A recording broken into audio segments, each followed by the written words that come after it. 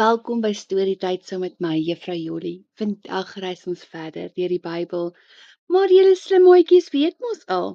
Ons moet gou eers stop en bid. Maak toe julle oogies. Papa God, dankie vir nog 'n Storytyd. Dankie vir elke maatjie wat hier luister en meer van U wil leer. In Jesus naam. Amen.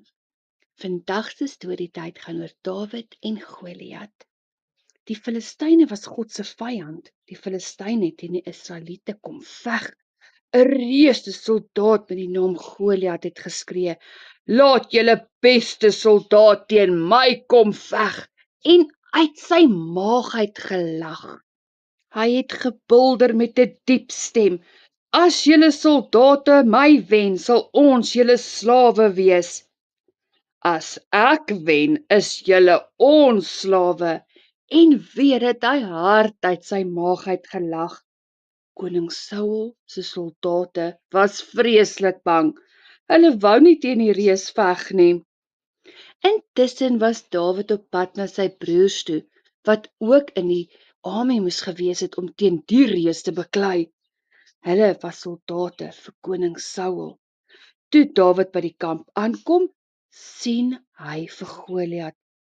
Dawid het die reus se uitdaging gehoor.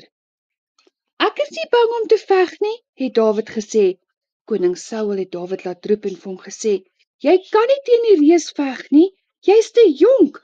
Dawid sê toe: "God sal by my wees." Koning Saul het sy wapenrusting vir Dawid gegee, maar dit was groot en swaar. Dawid was nie gewoond daaraan om wapenrusting te dra nie. Dawid het na die stroompie toe gegaan en 5 klippies opgetel.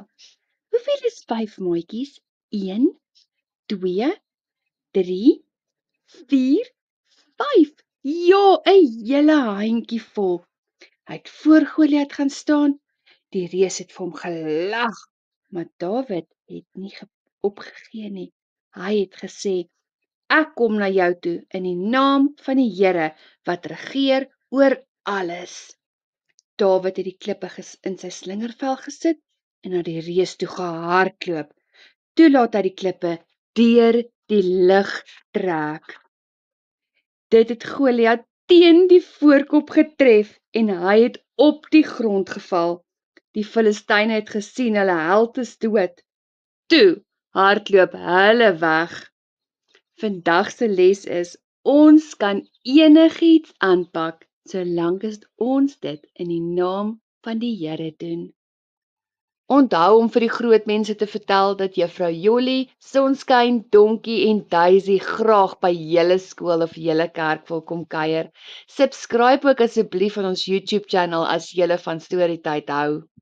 Baie Jesus liefde maatjies, tot volgende week waar ons verder deur die Bybel reis.